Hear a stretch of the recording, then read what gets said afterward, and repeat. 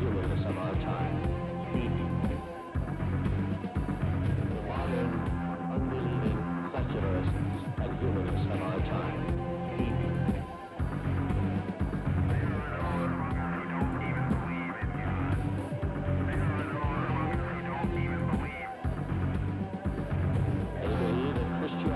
Is the great danger to freedom and good government. People who reject the very word of God, people who reject the very word of God, people who reject the very word of God. Welcome to Freethinking 101, brought to you by the Rationalist Society of St. Louis. We challenge you to examine your beliefs, your values, your judgments, your mindset, your biases and prejudice, your religion, your philosophy, your instincts. In short, to examine the recesses of your mind and defend the cobwebs that you find there in that belfry. I'm Barbara Hamill-Stocker of the Rationalist Society of St. Louis.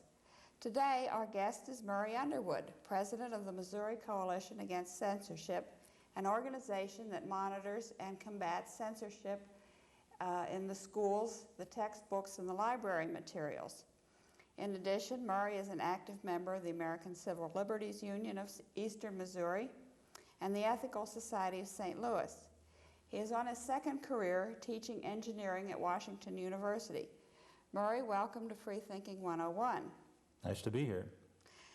Murray, how long have we had censorship in this country, and can you summarize some of the things that have gone on in the past and led up to formation of this organization? Well, censorship has been around ever since we've had kings and princes and people in power. Mm-hmm. If people have the facts, if they talk among themselves, exchange ideas, think for themselves, that's very dangerous for somebody who's in power. And of course, we always had censorship. But then in 1776, when this country was established or started, we were doing things differently. We weren't going to have a king or a prince in power. We're going to run the country for ourselves, which meant that we had to have freedom of information. We had to have free access to ideas so people could discuss and think about things and talk among themselves and make up their own minds and then vote, because their vote is running the country. And things worked along pretty well for 50, 100 years or so. But then in the latter part of the last century, we had industrialization, and then we had the rise of people like Anthony Comstock, who took exception to what he saw as sexuality and things. See, the problem was that you began to have people who could read and write. This was our public school system, and who could think for themselves, and this became a little bit dangerous, and so you began to have the countervailing force. There's an author here, The Secret Museum by Walter Hendrick. I don't know if you are familiar with his book. He says the rise of this pornography bit came about really as a result of the discovery of Pompeii. And they went down there and they discovered this old society where their habits and customs were very different from ours. Mm-hmm. You had pictures on the walls of people's dining rooms. These are cultured, cultivated, leading people that would have horrified people in our society, that obscene and things like that.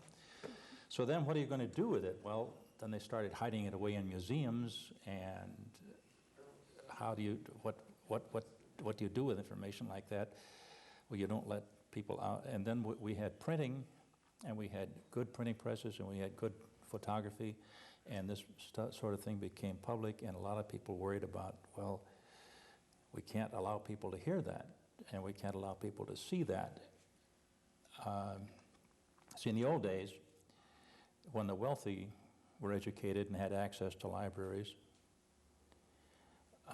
and they could read Greek and Latin, they knew about that sort of thing, but now the common man began getting this information, and that was very dangerous. So that's when it started. Okay, well, what about Missouri? What kind of cases have we All right, had in this country? bring it down to yeah, today. yeah, let's get to today. Well, of course, we've had this pornography bit, and this has gone through so that, well, I guess, what was it, 1933, that the Supreme Court said that you can't ban Ulysses, and then shortly after that it was Lady Chatterley's lover, and a whole series of things, so that really this question of pornographic books is kind of passé. But we've had other kinds of attacks in Missouri, most recently. Well, you remember with the big furor there was about hair. And then a couple of years ago, Theater Project Company here in St. Louis put on the play, what was it, Sister Mary Ignatius Explains It All for You. Mm-hmm. Interestingly enough, they had no expectation that this would be any controversy at all, because it had been shown and played other places in the United States without any problems. That same year, they put on a play about homosexuality that they were a little bit afraid might be controversial, and there was nothing about that. But there was a big fuss about that. And here, what was it, last year, we had the movie, The Last Temptation of Christ, and they tried to shut that down. Of course, they didn't. But these, and of course, we've had video censorship, and Peach and Westfall have been making big political hay out of that, although to the best of my knowledge, none of those they've gotten any convictions.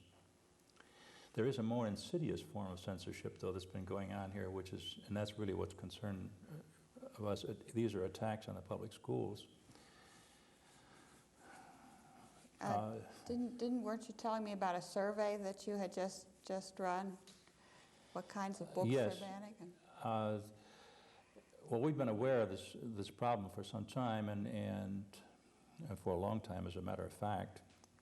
And we've been involved in a number of cases where people have come in and demanded that something be removed from the library or something be removed from the curriculum, or both, because for one reason or another. So we did this survey, and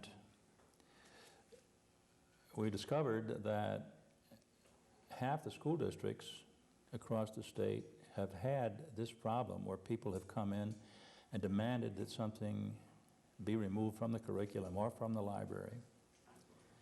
And in half the cases where we had challenges, things were removed or restricted so that it was no longer available to the teachers and the students for use. So this is really an appalling amount of interference in the educational system by individuals who are outside the system. It's really shocking because, you see, we hire educators to teach our children, and we demand of them that they be well qualified with teaching degrees, and even after they start teaching, that they should go back to school and get advanced degrees in teaching, so they get their master's degree and their doctor's degree in education. So, and we give these people the responsibility of setting up the curriculum, of choosing the materials that go into the library for their good pedagogic value. And they're really trying to do a good job. And then we allow some individual come in there privately and demand something be removed from and it is removed. And I think it's terrible. It does several things. For one thing, it dumbs down the curriculum, because the natural reaction then is, well, maybe we'd better not include this. Somebody might object to it. Maybe we shouldn't include that. And next thing you know, you have something that is not challenging the children at all. It also conveys to the children a message, well, we're talking about freedom of speech in this country and your right to know and all that sort of thing. And what's the message we give the kids? It's a lot of baloney. We don't have free speech in this country. We have censorship. Yeah. Which books are they out to get, and what are their causes? What do they find objectionable in these books? Well, do you have any examples with you can show us? Well, I think it goes without saying that they're good books because the books have been chosen. In fact, I have a list here of the authors and titles that were named specifically by our respondents in the survey. There's something like, 50 or so different titles here. Let's take the first one on the list. David Adler's Eaton Stanley and the Mind Control Experiment. Now that book was attacked for teaching witchcraft. Interestingly enough, do you know what the Mark Twain list is? Every year, educators in this state prepare a list of about a dozen, 15 books that they encourage children to read. This for 3rd to 8th grade. They encourage them to read. And then they vote on which was their favorite book. And The children vote? The children vote. But these books are chosen by educators as being really fine books, really worthwhile books for the children to read, that they should be encouraged to read. And then when the children vote, then the book that gets most votes then is honored and gets the Mark Twain Award. And so Adler's book was the first one on the Mark Twain list a couple of years ago. It was chosen as an outstanding book. You can go down the list here. Gene George's Julie and Julie of the Wolves, for example. That won the Newbery Medal when it was published.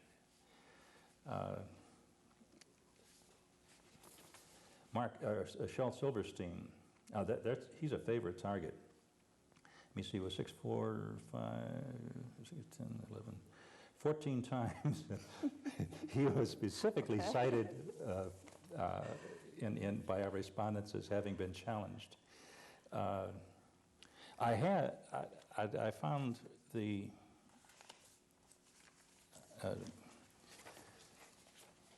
I talked to somebody who had faced one of these challengers about the book A Life in the Attic by Shel Silverstein. Do you know the book? That's the cover. Okay, that's cute. A Life in the Attic. Interestingly enough, this was not only on the New York Times bestsellers list for children's books, but it was for adult books at the same time. Now that is really unique in the history of publishing, that somebody would make both the children's book and an adult book list at the same time. Well, anyhow, I'll give you an example of some of the things that they complained about. Okay. Here's this. Turn it around. I've photocopied this page here, and here you see on one side there's a girl sitting there trying to play the piano, and there's a little poem to go with it. Silverstein did both the illustrations and the poems. And over on the other side is an anteater and a pair of shoes. And the poem about where the little girl says, musical career, she wanted to play the piano, but her hands couldn't reach the keys. When her hands could finally reach the keys, her feet couldn't reach the floor. When her hands could finally reach the keys and her feet could reach the floor, she didn't want to play that old piano anymore. That's cute. Yeah, I thought it was. Anteater. A genuine anteater, the pet man told my dad. It turned out it was an anteater, and now my uncle's mad. Oh, well, that's cannibalism. That's what they objected to, right? No. No? No. Well, you could guess a lot of things. You see that little girl's hair there? Well, it could stand to be combed. That says that she's a witch, and this teaches witchcraft. I think that witchcraft charge is kind of interesting. Witchcraft, yes. It's been out of the mainstream of American thought since the 17th century. I mean, 300 years ago, we took witchcraft seriously, but there are people. Well, let me read you a quotation here from. Where did I put that? Here we are. The National Association of Christian Educators and their subsidiary organization, Citizens for Excellence in Education. Now, they train people to go into the schools and demand that this be taken out, that be taken out, and that sort of thing. And let You see, I thank God, this is a quotation by Bob Simons, I thank God for you as my Christian partner to help our nation's 44 million helpless children being exposed to school programs so similar to occultic witchcraft practices you couldn't tell the difference. Open sexuality, drugs, and suicide. Now, Simons starts from the premise, well, it's like Phyllis Schlafly with her child abuse in the classroom. There is a terrible plot on the part of educators in this country to subvert the minds of our children and to teach them socialism. And Simons is out there, he's going to save all those kids. Some of the things that he said, for example, that that's incredible. He says he's trying to reshape public education and to protect children from harmful programs, curriculum, and teaching techniques which undermine family and godly morals. He also says, does your school district have 3,000, 5,000, 10,000 children? Now you can impact them like never before. And he teaches them to go in there and have that kind of impact on all those kids in that school district. Let's go back to Silverstein's book, and I'll show you another example here. Here's a couple of poems.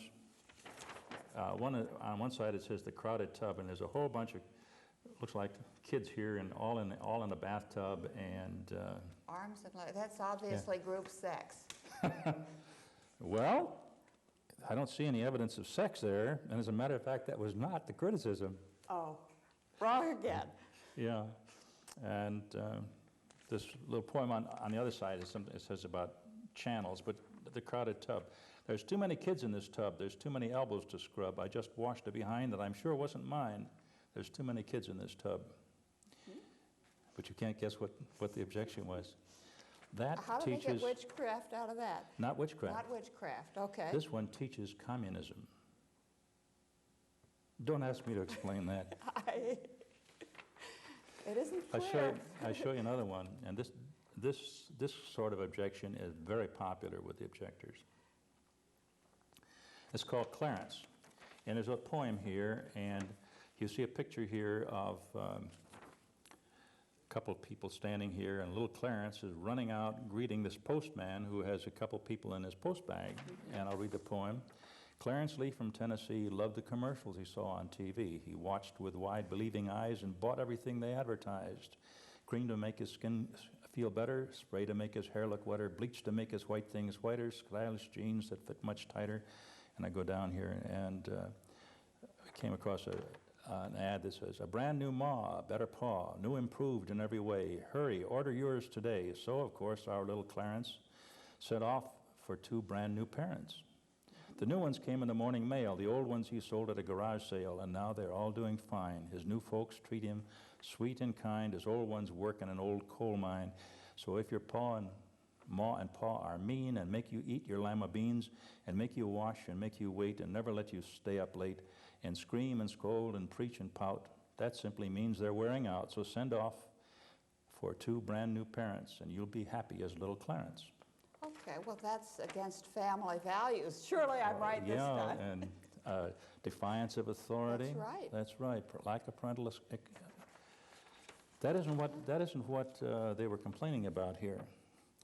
There is a subliminal sex message in here. Well, it's certainly too subliminal for me. You see this man's, the old father's sash of his bathrobe hanging down? I see that. That's a phallic symbol. I kid you not. That was seriously offered as a reason. That was seriously offered as a reason. That's incredible. Well, in our survey, the response showed that the largest of the number of objections there were, the most popular objection was witchcraft. Mm-hmm. And then I think, then sexuality, defiance of authority, those came down there. There's an interesting quotation. David Moralt, who's Texas director of the Citizens for Excellence in Education, I had a interesting quote in the paper the other day. He said, "The fruits of this God-denying teaching, that is the theory of evolution, Okay. are lying, cheating, stealing, promiscuity, chemical abuse, suicide, and crime of all sorts, including the Holocaust." That's what happens when you teach evolution in school. When you teach evolution, you get the Holocaust. I just cannot follow this type of thought. What kinds of people generally are these that come into the schools and Well, I can- books and have been taught to, quote, think like this? Obviously, they're not thinking for themselves. You're right. They're not. In our respondents, time and again, said that, well, we have some fundamentalist churches in our area, and they keep coming in, and that sort of remark was pervasive. When you ask what kind of people, I can only really tell you from my own experience, because I have been involved in a number of these cases where they've gone public, and there's been a public hearing about it. Generally, it's been my observation that the people who are making the complaint, generally women, mothers, good, active people that are concerned about things, but I would say some of them are semi-literate, that they obviously didn't do very well in school themselves, and they don't read well, and they don't understand things, and I suppose for that reason that makes them likely candidates for carrying this message into the school. And maybe because they didn't do too well in school themselves, they have a little resentment of the school, I don't know. It could But be. this has been my observation, that the people who actually come in and make these complaints, the ones I've seen at least, have been really semi-literate. What kinds of things does your organization do to combat this thing? Do you work with the teachers and the librarians and that sort of thing? Things we've been doing are in the way of public education. We publish a newsletter, and when we get stories about something like this happening, we publicize it and let people know about it, because it makes people aware then that this sort of thing is going on. And we do encourage people to become interested in what's going on in their schools. And we also encourage the schools to, first of all, certainly parents have a right to come in and question materials that are in there. And I'm not saying that teachers are infallible and that there's never a time when something chosen, perhaps it shouldn't be in the curriculum, perhaps it shouldn't be in the library. I grant that. So what we recommend is that, first of all, they choose materials using sound pedagogical procedures, but beyond that, they set up a challenge procedure so that if a parent comes in, the parent can talk to the teacher involved, talk to the librarian, and try to understand, why that book is there, what its value is. If they're not satisfied, then give them a form to fill out saying, I object to this book for this reason. I would suggest that this title would be a better one for that purpose than that. And then it goes up to appeal to the principal. And they can talk to the principal. And then if they're not satisfied, then they can go up to the superintendent and talk to him. And finally, of course, go to the school board. If there's, in other words, to have a regular procedure. And interestingly enough, it's only about a little over 70% of the schools have such procedures that have been adopted by the school board. A lot of schools don't have them, and we think they should.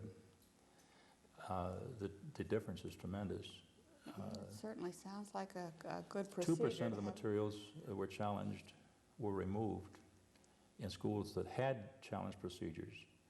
38% were removed where that is removed entirely, where they didn't have a challenge procedure, or where they had a procedure that wasn't followed, which is just as bad. But What about the public libraries? Do people complain about material there too, or is it this concentrated mostly on the schools? We haven't been so concerned, particularly concerned about public libraries. Our emphasis and focus has been on the public school system. You see, my opinion is, and I can support this by quotations too from some of these right-wing religious evangelist types, radio, TV, and so forth. They are opposed to public schools, and they're trying to destroy these public schools. Well, I have a quotation here somewhere, I think, from Jimmy Swaggart. Here's what Jimmy Swaggart said in 1986. Now, that was before his kinky sex with a prostitute became public knowledge, but he said this to the National Religious Broadcasters Convention. "I don't have any good words about the public school system. If it weren't for the Christian school system, this country would have gone to hell in a handbasket." And they're consistently, Robertson, Falwell, the bunch of them, Phyllis Schlafly too, they're against the public schools. They are really trying to destroy the public schools. So they can get the kids into private schools and indoctrinate them rather than teach Right. them? Is that, you think Right. that's the... I believe that that is their motivation. Well, there's money too to be made in private schools. But that's an additional motivation too. yeah, it does seem to be a motivation, doesn't it? So are you suggesting that parents get involved and pay attention to Absolutely. what their children Absolutely. are doing? And get in there and, you know, they should get in there and realize what's going on and support good education. And I've had experience in a number of cases as an ACLU representative, which I am also, where there has been a tremendous outpouring of popular support in opposition to these people, and so these people lost. Okay, so if anyone has any further interest in this, you may write to the Missouri Coalition Against Censorship, 4557 Laclede Avenue, St. Louis, Missouri, 63108. We'd certainly like to thank you for being with us today on Freethinking 101, Murray. And we'd like to thank our viewing audience for opening their minds and listening to us today. For further information about the Rationalist Society, write to the Rationalist Society of St. Louis, Post Office Box 2931, St. Louis, Missouri, 63130. My pleasure to be here. Thank you, Murray.